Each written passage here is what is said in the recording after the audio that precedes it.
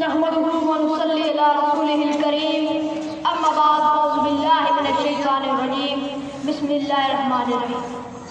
میرے موضوع استاد اکرام اور میرے ہر مکتب علم کے تابعدار ستاروں، السلام علیکم۔ لقد كان لكم في رسول اللہ اسوۃ حسنہ، سرمایہ حیات ہے سیرت رسول کی، فلاح کائنات ہے سیرت رسول کی۔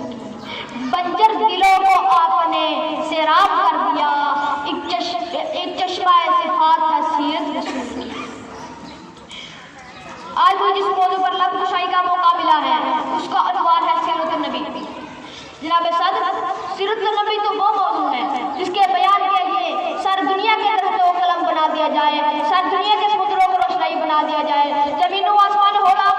آگ بنا دیا جائے، لیکن یہ تو گمان کیا جا سکتا ہے کہ قلم ختم ہو جائیں گے، سمندر خشک ہو جائیں گے، زمین و آسمان و ہلا پر ہو جائیں گے، مگر میرے نبی صلی اللہ علیہ وسلم کی سیرت مکمل نہ ہوگی۔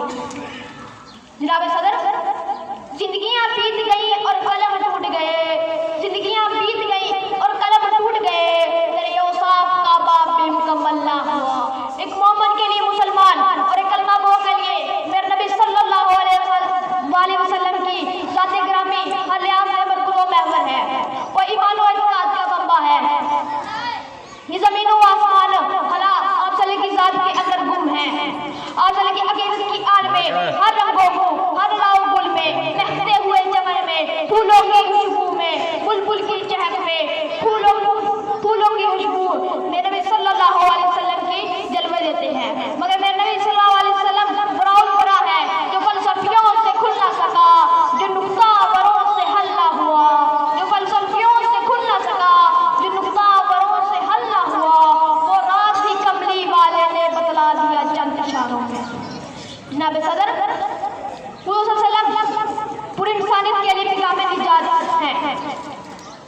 وجود شاہی، نفیت فرعونی، اصفیت ابو جہلی کچھ اس طرح